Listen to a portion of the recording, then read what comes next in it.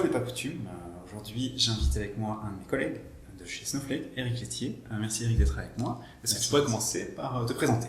Très bien, merci Maxime de ton invitation. Donc voilà, je m'appelle Eric, je travaille comme Solutions Architect depuis 4 ans chez Snowflake dans l'équipe Professional Service.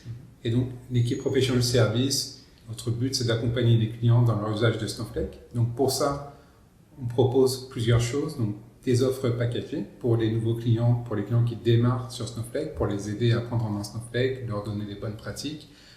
On va aussi accompagner les clients dans la migration, donc les clients qui veulent migrer leur plateforme, par exemple on-premise vers Snowflake, on va les accompagner dans tout le processus de migration. Et on va aussi offrir une offre donc, de Resident Solution Architect. Donc l'idée c'est d'avoir un expert Snowflake qui va être dédié 10, 20 ou 30 heures par semaine. Et donc l'idée c'est de vous accompagner sur le long terme dans l'implémentation de tous vos use cases. D'accord. Aujourd'hui, on va parler donc du thème des centres d'expertise. Est-ce que tu pourrais commencer par nous parler de ce qu'est un centre d'expertise? Donc ça peut être, dans le cadre d'un centre d'expertise data, l'idée ça va être de regrouper dans ce centre d'expertise des experts de la data sur les sujets de data gouvernance, d'accord? Gouverner la data, sécuriser les données, donc un expert, des gens qui sont familiers des pratiques, comment on va sécuriser les données, des experts en termes d'architecture des données, d'accord? Comment est-ce qu'on vient organiser les données sur sa plateforme data, et ça va être aussi tous les experts autour des outils data. Donc en fonction de la stack technologique que les clients vont utiliser, on va essayer d'avoir au sein de l'équipe d'expertise data un expert pour Snowflake, un expert sur l'outil de BI, sur l'outil ETL, d'orchestration, etc. Donc votre équipe, vous arrivez en tant qu'expert pour l'outil Snowflake, alors pour contribuer à ce centre? C'est ça. L'idée, c'est que nous, on va contribuer donc, en tant qu'expert Snowflake, d'accord? Donc on va amener toute notre expérience, nos bonnes pratiques, mais on va aussi être accompagné client donc en tant qu'expert sur la mise en place d'un centre d'expertise. De manière plus générale. De manière plus générale. Donc nous, on est agnostique. Et l'idée, ça va être d'accompagner aussi le client sur comment structurer ses équipes, comment est-ce qu'on va organiser le centre d'expertise, de quel type de compétences on a besoin et comment on vient travailler, comment on vient faire collaborer les équipes techniques et les équipes métiers. Au final, ça va être ça le cœur du sujet. D'accord. Est-ce que tu pourrais nous parler de comment les clients commencent ce type de projet? C'est-à-dire pourquoi est-ce qu'ils décident de mettre en place un centre d'expertise au départ? On va avoir deux choses. Des fois, c'est le client qui va nous contacter pour ce besoin. Alors, pourquoi nous contactons? Parce que généralement, Snowflake, c'est la plateforme de données centrale, d'accord? On est un petit peu au cœur de la data. On fait appel à l'éditeur. Voilà. L'éditeur. On est légitime. Ouais, on est légitime pour faire ce genre de choses. Et c'est aussi, des fois, c'est nous, en tant que, je parlais justement de l'offre de Resident Solution Architect. Donc, nous, lors de nos engagements, en tant qu'experts Snowflake, on va identifier qu'il y a un besoin de structurer les équipes, d'accord, qu'il y a peut-être un manque de gouvernance ou qu'il y a peut-être la maturité en termes d'organisation de data, elle est manquante. On va présenter, d'accord, le concept de centre d'expertise data. Et souvent, ce qu'on se rend compte, c'est que c'est souvent abordé sur un terme technique. Les clients vont se dire, d'accord, expertise data, alors ça veut dire des experts techniques. Et nous, on essaye de leur montrer que ça va au-delà de l'expertise technique. L'idée, comme je le disais au début, c'était de regrouper des experts fonctionnels et des experts techniques, de les faire collaborer et donc d'éliminer un petit peu ce silo qu'on peut avoir technique. On livre des projets techniques, du métier et des fois des incompréhensions parce que au final, la technique ne comprend pas vraiment le métier et le métier ne comprend pas forcément la technique. Et l'idée, voilà, c'est aussi de faire collaborer les gens pour qu'ils comprennent mieux ce que les autres équipes font. Je comprends donc la théorie, faire collaborer les gens. Est-ce que tu pourrais nous parler un peu concrètement des différentes étapes? Parce que c'est pas si facile que ça de faire collaborer les métiers. Non, bien sûr. Comment est-ce que vous faites? Vous avez une méthodologie avec des étapes? Oui, il y a des méthodologies. Donc, évidemment, on va s'adapter aussi au contexte du client. En termes de méthodologie, dans un premier temps, vraiment la première étape, on va commencer déjà par interviewer les personnes qui travaillent sur la data actuellement. Donc, ça va être les équipes techniques, d'accord, ceux qui délivrent les projets data. Donc, ça va être les architectes, les data ingénieurs, les data analystes, chefs de projet, responsables de la data. Côté IT, alors, d'accord. Côté IT, d'accord. L'idée, c'est de comprendre le contexte, quels outils ils utilisent, les challenges qu'ils peuvent rencontrer dans l'implémentation, dans le développement des projets data. Donc, comprendre le contexte. Et au final, on va faire la même chose côté métier. Donc, identifier les différents domaines métiers qui utilisent la data, et de rencontrer des personnes qui sont responsables de la data dans ce domaine de métier-là. De la même manière, comprendre leurs attentes, comprendre les challenges qu'ils peuvent avoir, d'accord? Et ça permet aussi de voir s'ils sont déjà familiers des équipes du data COE. D'une certaine manière, ça permet de commencer à préparer les gens à ce concept-là, d'expliquer le concept du data COE, comment on va le mettre en place et les bénéfices qui résulteront de la mise en place du data COE. La première étape, c'est les interviews. Et ensuite, comment est-ce que vous progressez? Donc ensuite, il va falloir identifier les personnes qui vont travailler dans le data COE. D'accord. Donc, comme je l'ai dit, l'idée, ça va être d'avoir à la fois des experts techniques et fonctionnels. Donc, il va falloir identifier une personne qui va être en charge, par exemple, de l'architecture. D'accord. Donc, cette personne-là va être en charge de définir toutes les bonnes pratiques, les standards en termes d'architecture des données. Okay. On va avoir de la même manière pour la gouvernance des données, qui est un sujet crucial. Une personne qui va être en charge donc, de définir comment est-ce qu'on vient gouverner dans l'entreprise, comment est-ce qu'on vient gouverner les données, la méthodologie, les bonnes pratiques, les outils techniques, d'accord, qui vont venir aider les domaines métiers à venir gouverner leurs données. Comment est-ce qu'on choisit les candidats? Qui devient la personne pour gouverner? Est-ce que c'est toujours un interne? Est-ce que ça peut être un externe? Est-ce que c'est quelqu'un des métiers? Est-ce que c'est quelqu'un de l'IT? Il n'y a pas forcément de règles, ça va vraiment dépendre des personnes. Évidemment, pour ce qui va concerner, par exemple, l'architecture des données, donc la personne qui va être, on va dire, référente sur la partie architecture des données, ça sera plutôt quelqu'un des équipes techniques, d'accord, ça fait sens. On va plutôt préférer des internes. Dans certains cas où on n'aura pas forcément le choix, on va évidemment prendre en fonction des compétences disponibles, donc ça peut être aussi tout à fait des prestataires ou des experts ponctuels. J'ai déjà eu un cas où on a des experts ponctuels qui viennent, on va dire, démarrer, aider, on va dire, à mettre en place le COE, parce qu'eux ont l'expérience nécessaire pour le faire.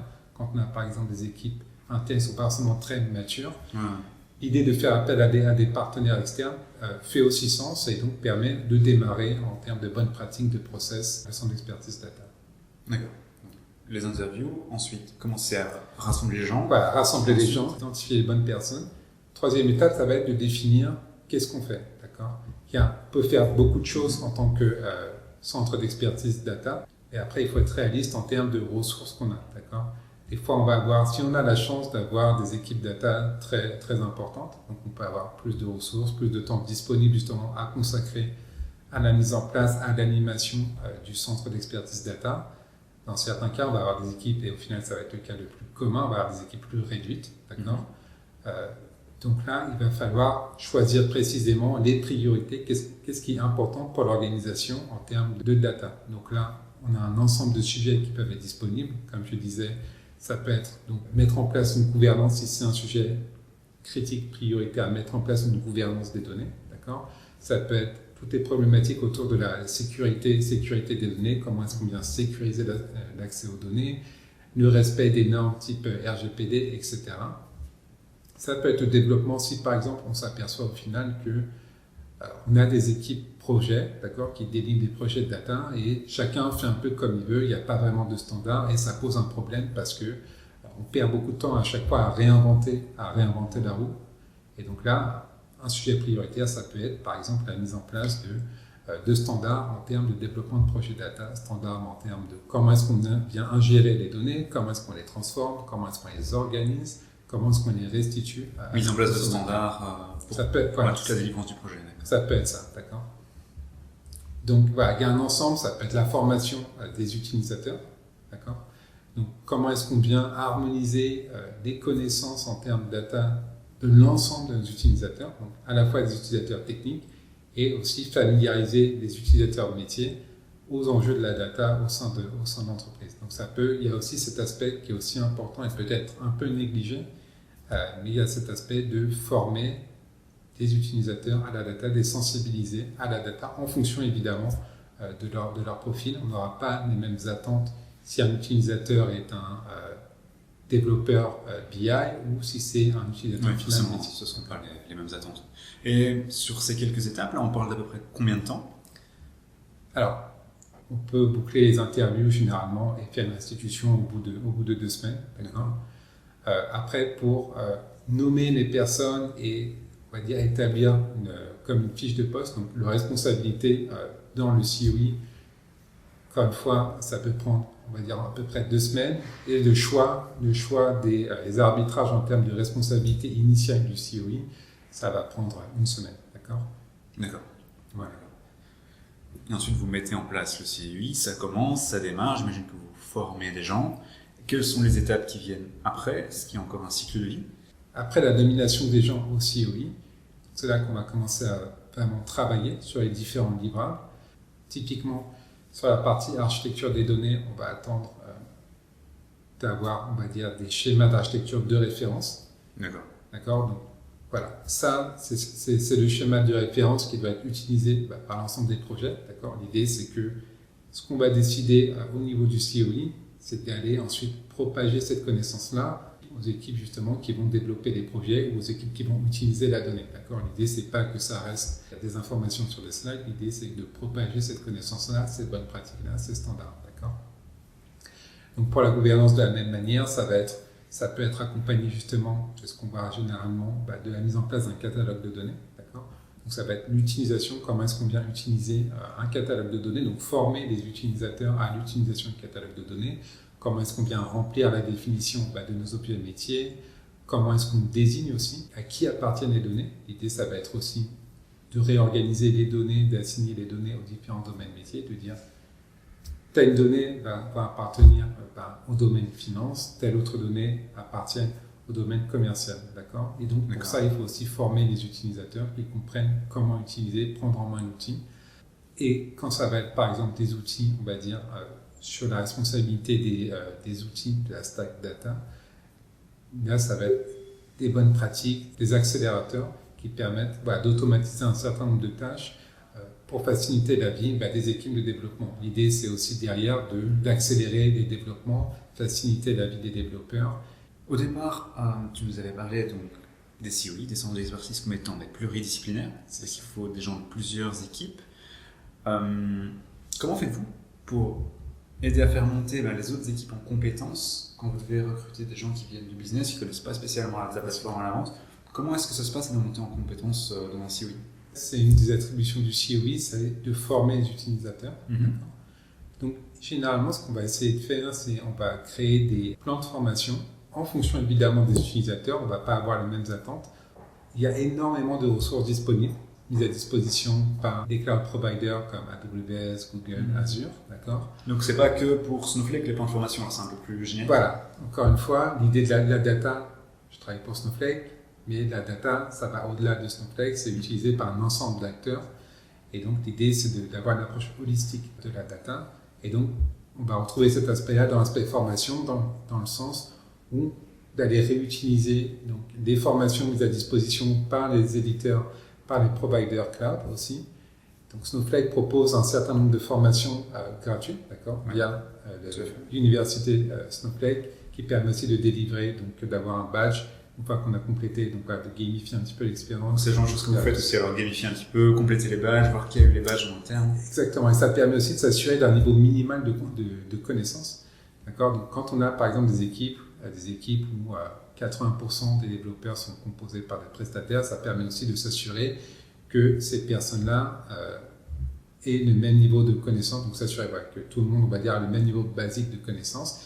Et donc l'idée, donc on va dire cette offre de formation offerte par des providers cloud, par les éditeurs, et aussi de compléter ça avec une formation plus spécifique à l'organisation. Donc, comme je disais, tout ce qui va être des bonnes pratiques de développement, comment est-ce qu'on vient nommer nos objets, d'accord. Oui, d'accord. Voilà. Toutes les règles à suivre. Exactement. Et donc, c'est le genre de choses que vous allez suivre aussi dans les prochains services, comment établir les règles, comment les propager dans l'organisation. Exactement. Donc là, on écrit, mais ensuite, comment est-ce qu'on vient propager cette information-là, comment est-ce qu'on rend cette connaissance-là disponible à tout le monde. Et donc ça, c'est aussi un aspect important, c'est la promotion du data COI au sein de l'organisation. Donc il y a plusieurs approches. Il y a des approches, ça s'appelle par exemple une newsletter, d'accord. Donc des fois, il peut exister une newsletter, par exemple du service informatique. Donc là, on va se greffer, on va rajouter, d'accord, des informations propres au data COI. Donc, pour annoncer, on va dire, l'ouverture de data COI, pour promouvoir l'approche du data COI, qu'est-ce que ça va apporter aux différentes équipes.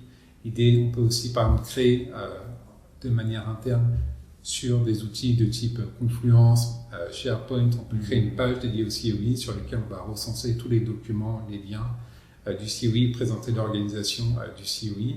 On peut avoir aussi des canaux de communication, d'accord, dédiés au COE, et les utilisateurs peuvent poser leurs questions directement au COE, et donc un expert va se charger d'y répondre. Une deuxième chose qui peut être intéressante, c'est ce qu'on appelle les Office Hours. Donc les Office Hours, pour ceux qui ne connaissent pas le principe, l'idée ça va être de réserver 30 minutes chaque semaine, et donc d'inviter l'ensemble de la communauté de data de l'organisation à se connecter et à venir poser des questions aux membres du data COE. D'accord. On peut aussi des fois avoir des membres des éditeurs qui se connectent et qui participent à ces échanges-là. Et donc, c'est de poser des questions autour de la data. Ça peut être des questions d'ordre technique, ça peut être des questions d'ordre plutôt organisationnel, d'accord. Et ça permet donc à la fois d'évangéliser un petit peu les bonnes pratiques, de faire connaître les membres du centre d'expertise, et ça permet aussi des fois de détecter des cas d'usage émergents, d'accord. Ouais, donc des fois, on va avoir des personnes qui vont demander est-ce qu'on peut faire ça, ou j'ai ce cas d'usage-là, mais je ne sais pas comment le faire, je ne sais pas si on a les capacités de le faire. Et donc, nous, ça nous permet aussi de détecter ils viennent avec leurs besoins, en fait. C'est des questions qui sont des besoins et qui ne sont pas encore... Exactement, voilà. Et donc, voilà, c'est un peu de la prospective et ça nous permet de commencer, on va dire, un nouveau cas d'usage, d'étudier la faisabilité d'un cas d'usage. Tout cela, ça prend du temps des employés qui doivent participer au COE. Il y a un peu question d'ordre pratique, mais comment est-ce que vous organisez ça dans l'entreprise? À qui sont rattachées, par exemple, les équipes du COE? Dans le cadre, on va dire, d'une entreprise avec des équipes data importantes, on peut imaginer qu'on puisse avoir certaines personnes qui sont dédiées à 100%, d'accord, au data COE. Donc au final, effectivement, on va créer une nouvelle équipe data COE et on va avoir ces personnes-là qui vont être rattachées directement au data COE, d'accord. Et après, le data COE peut être rattaché à la personne en charge dans l'organisation de la data. Et on peut avoir donc dans le cadre, on va dire, des équipes de taille plus modeste, les personnes vont travailler de manière ce que j'appelle virtuelle, c'est-à-dire elles vont allouer un certain pourcentage de leur temps au data COE. Ça peut être 10, 15, 20%, évidemment en fonction de la disponibilité des personnes. Et l'idée, voilà, c'est de contribuer à hauteur de ce pourcentage-là au développement du COE, à la création de la documentation, création des standards, des bonnes pratiques pour le COE. Ce sont des missions que tu vois en général d'ordre momentané, c'est-à-dire que pendant par exemple 3 mois ou 6 mois, cette personne va participer pendant 20% au COE. C'est comme ça que ça se passe en général? Alors, ça va dépendre. Il y a des sujets qui sont plus ou moins, on va dire, récurrents. Donc, il y a des sujets où au final, le fait d'écrire des bonnes pratiques, d'écrire des standards, dans un premier temps, ça va suffire. Évidemment, il faut mettre à jour de temps en temps ces standards, les plateformes évoluent, les fonctionnalités, tu connais. Il y a toujours des nouvelles fonctionnalités et donc il faut venir quand même de temps en temps aller mettre à jour, enrichir ces standards-là et les faire vivre, d'accord. Donc, il y a une phase initiale évidemment qui va demander un investissement plus important de la part des membres du data COE, mais après au final, une fois que c'est lancé, ça ne demande plus beaucoup d'investissement. Voilà, ça va être participer aux Office Hours, d'accord, si on l'a mis en place, faire vivre les documents, peut-être animer, on va dire, des sessions de formation, mais au final ça demande un investissement sur cet aspect-là qui va être moins important que celui initial. D'accord. Alors, je sais que tu peux peut-être pas nous donner de nom de client, mais est-ce que tu pourrais nous donner autant de détails que possible sur un cas concret que tu as fait cette année, par exemple, récemment? Bien sûr. Quel type d'entreprise? Comment ça s'est passé? Les timings? Le nombre de personnes? J'ai récemment eu affaire à ce type de mission pour un client dans le domaine agroalimentaire. Donc, j'ai été engagé spécifiquement pour les aider à construire un data COE. D'accord. Oui. Donc, ce n'est pas forcément le cas le plus courant. Généralement, c'est nous qui allons identifier, comme je le disais au début, qui allons identifier un problème de gouvernance, peut-être un problème d'organisation, de manque, on va dire, de structure. D'accord. Oui. Mon approche, typiquement, on va voir que la data est traitée comme un sujet purement technique. Mais là, ce n'était pas le cas. Il y avait déjà cette conscience-là qu'il y avait besoin, il y avait besoin de structurer l'approche data au sein de la société et aussi, très important, de faire collaborer, et ça, il l'avait déjà compris, de faire collaborer les équipes métiers et les équipes techniques. D'accord. Donc, c'était une mission de 6 mois. Le constat du client, c'était que, comme je disais, la donnée, elle est considérée purement comme quelque chose de technique, d'accord. Donc, la donnée, au final, on a des équipes projets, d'accord, qui délivrent des projets, et c'est tout. Il n'y a pas de réflexion, on va dire, au-delà du cycle de vie de la donnée, ou de comment est-ce que la donnée elle va être traitée, comment est-ce qu'on va rationaliser l'approche data au sein de la société. Ce qu'on a pu voir, c'est des silos, d'accord. Les gens ne se parlent pas, les gens ne collaborent pas entre eux, d'accord. Donc, on a un ensemble de domaines métiers, et ces domaines métiers utilisent la data, des fois ils utilisent la même data. Parfois ils font la même chose, mais dans un autre dans une BU, on ne le sait pas. Exactement. Donc, des silos, donc, ce qui va impliquer donc, des copies de données, des usages dupliqués, tout ce genre de problématiques qu'on va rencontrer lorsqu'on a des silos, lorsque on va dire, les domaines métiers ne collaborent pas. Pas forcément de compréhension qui est responsable de la data. Est-ce que c'est les domaines? Est-ce que c'est les équipes projets qui délivrent, on va dire, les pipelines, etc., les dashboards? Qui est responsable de la data? D'accord. Pendant le projet, c'est l'équipe projet, et puis une fois que le projet est fini, on ne sait pas trop. On ne sait pas, parce qu'il n'y a pas forcément non plus après d'expertise côté métier, il n'y a pas forcément une expertise de la data au-delà de son usage, mais comment est-ce qu'on maintient, comment est-ce qu'on valide la qualité, etc. Il n'y a pas forcément cette expertise-là technique. D'accord. Et donc voilà, donc ça c'est le constat qui a été fait, d'accord, en préambule par le client. Donc voilà, moi je suis arrivé dans ce contexte-là, j'ai repris l'approche que je décrivais donc, un petit peu auparavant. J'ai besoin de comprendre le contexte, donc de comprendre les attentes, les problèmes des équipes métiers et des équipes techniques. Donc, l'idée, c'était, encore une fois, interviewer chacun des responsables du métier, d'accord. Donc, interviewer potentiellement ceux qui seront, on va dire, responsables de la data au sein de leur domaine, d'accord. Et aussi d'interviewer donc, les équipes qui sont en charge de délivrer les projets techniques, d'accord. Donc, ça permet de voir est-ce qu'ils partagent la même vision de la data, est-ce qu'ils rencontrent les mêmes problèmes. Donc ça, c'est vraiment intéressant, c'est au final, on se rend compte que les problèmes partagent les mêmes problèmes et ils ont, on va dire, une vision. Ils savent très bien ce qui ne va pas et comment, ils ont déjà des idées de comment est-ce qu'on pourrait l'améliorer. Donc ça, c'est vraiment intéressant. Ensuite, l'idée, c'était encore une fois d'aller nommer les personnes, d'accord, donc d'identifier de quel type de rôle on a besoin dans notre data COE. Là, on est dans une approche virtuelle, dans le sens où c'est une équipe data plutôt réduite. À peu près combien de personnes? À peu près une vingtaine de personnes. D'accord, quand même, ouais. D'accord. Mais majorité de prestataires, donc qui viennent au gré des projets. Donc une équipe interne était encore plus réduite que ça. Pour le démarrage, on a besoin de stabilité, de gens. Vous savez que ces personnes-là vont être là pour 6 mois, en tout cas, pour vraiment construire les fondations, les bonnes pratiques, les outils. Il faut écrire les architectures, écrire les bonnes pratiques, écrire toutes les règles. Et quand tu dis équipe virtuelle, c'était à quel pourcentage de leur temps vous preniez? Alors, on prenait 15% du temps par semaine. Après, ça variait évidemment en fonction du cycle de développement, en fonction, on va dire, de l'urgence sur le projet. Vous pouvez consacrer plus ou moins de temps. On a un objectif. Après, évidemment, les projets, on prend la priorité, évidemment, sur la construction du COE. Une chose que je voudrais aussi souligner, c'est que c'est une société française, mais qui va avoir des filiales à l'étranger, avec des équipes data, des équipes métiers potentiellement à l'étranger aussi. Et il faut que cette initiative-là, de la même manière qu'on va embarquer le métier et la technique, il faut aussi embarquer la France et l'étranger. Exactement. Ça, c'est vraiment très important. Sinon, on va créer le data COE, mais qui va être local à un pays. D'accord.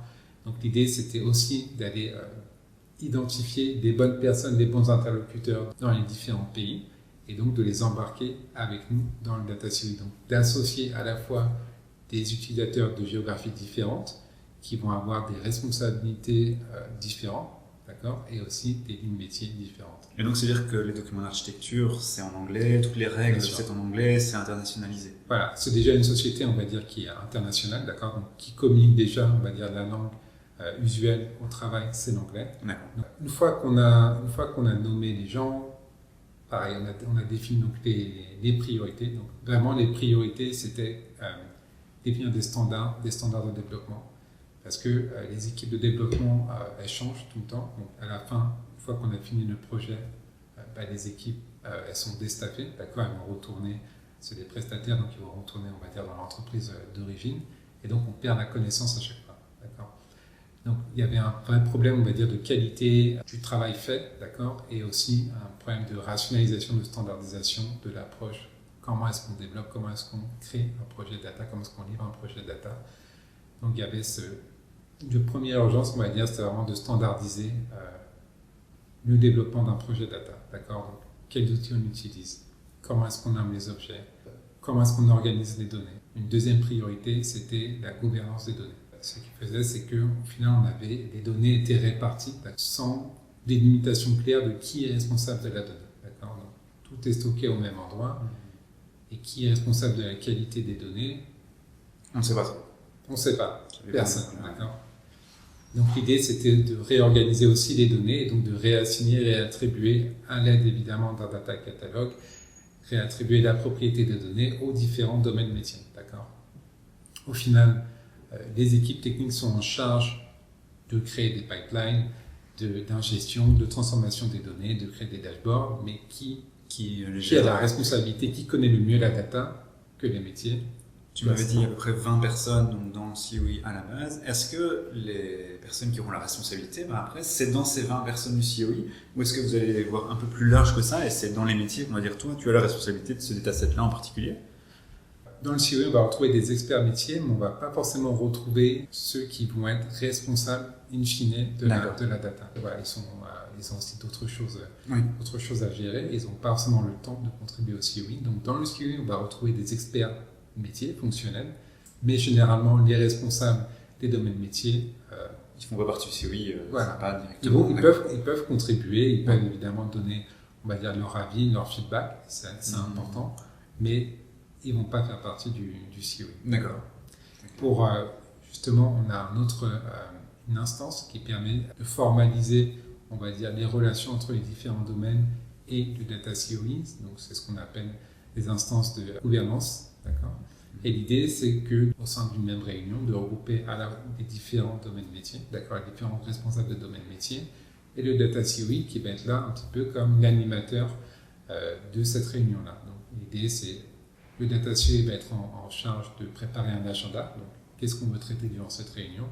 Et l'idée, ça va être de revoir donc, les différents projets de data effectués par chaque domaine métier, d'identifier des opportunités de collaboration entre les différents domaines métiers. D'accord? Donc, si on sait qu'un domaine métier utilise tel dataset, moi j'ai aussi besoin de ce dataset, donc au lieu de descendre, de faire 2 copies de ce dataset, moi je vais demander... Donc ça va être fait une fois et ça va être partagé. Exactement, voilà.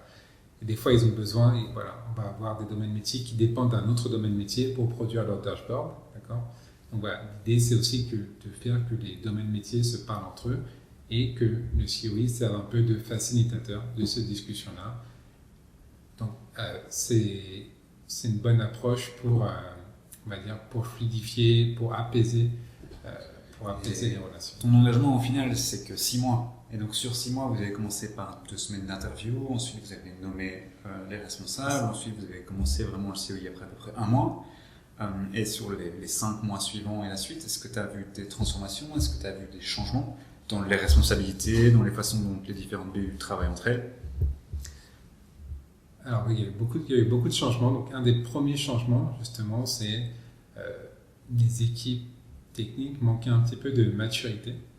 Et donc l'idée, c'est on a identifié donc, des manques, d'accord, de maturité. Et l'idée, c'était de faire appel à des experts externes pour venir combler temporairement ces manques-là. Pour venir, voilà, comme j'ai expliqué, le concept, ça allait être de démarrer l'activité sur le data COI, donc des experts avec beaucoup d'expérience qui permettent voilà, de remettre les choses à plat en termes voilà, de gouvernance, de data qualité, d'architecture, de sécurité, etc. Donc voilà, ces experts-là, ils ont été embauchés justement donc, dans cette optique-là de remettre à plat tous ces concepts-là, de standardiser toutes ces architectures, tous ces documents. Derrière, donc, il y avait, donc, comme je décrivais juste avant, l'animation donc, de ces forums, d'accord, interdomaines, et donc évidemment le suivi des actions, comment est-ce qu'on... Donc ça, c'était des discussions des fois un peu houleuses, comment est-ce qu'on vient partager les données, d'accord? Donc il y a certains domaines peut-être qui avaient un peu peur de perdre le contrôle, ou en tout cas de devoir dépendre d'un autre domaine, d'accord? Donc voilà, il y a des discussions où il fallait évidemment trancher, d'accord, de manière rationnelle, en tenant compte évidemment des besoins des uns et des autres. Voilà, donc de réattribuer la donnée, de former les utilisateurs donc à la fois en termes de data au sein de l'entreprise, former les utilisateurs à l'utilisation donc, des différents outils, d'accord. Comme je le disais, ça peut être l'outil de BI parce qu'on s'aperçoit qu'il y a un défaut de formation, d'accord. Et un petit catalogue, donc comment on crée une formation de moi je suis en tant que data steward du domaine métier commercial, comment est-ce que j'utilise l'outil data catalogue, comment est-ce que je viens indiquer que cette donnée, que cette table m'appartient, comment est-ce que je viens la documenter, etc. D'accord. Donc il y avait aussi tout cet aspect-là, on va dire construction des formations à destination des utilisateurs de data, soit techniques, soit fonctionnels. Et donc au bout de 6 mois, vous aviez créé ces différentes règles d'architecture, les règles d'utilisation de BI, les règles d'utilisation du catalogue et démarrer le catalogue, et vous aviez pu lancer les utilisateurs. Est-ce qu'après ça, ils ont réinternalisé ces compétences ? Aux dernières nouvelles, ils n'ont pas encore réinternalisé ces compétences-là. Les experts sont toujours en place, d'accord, donc ils continuent leur travail. Encore une fois, ces experts, ils ont l'attribution de data COE, mais ils ont aussi donc, des attributions de, par exemple, d'aller travailler sur des projets techniques, etc. D'accord. Donc, au final, ça prend quand même un certain nombre de temps, d'efforts, d'accord, pour mettre en place, quand on démarre de zéro, pour mettre en place tous ces outils-là, tous ces outils. Voilà, ça prend du temps, mais aux dernières nouvelles, tout est encore en place. J'ai encore un collègue qui travaille pour ce client-là, donc je suis au courant de ce qui se passe. Voilà. Donc ça fait plaisir de voir que tous les process qu'on a pu mettre en place, qui ont pris du temps, qui ont des fois demandé on va dire, d'efforts, d'accord, pour convaincre les gens. Des débats. Voilà, c'est ça, et de voir que ça vit, que ce process-là vit encore après son départ, après la fin de la mission.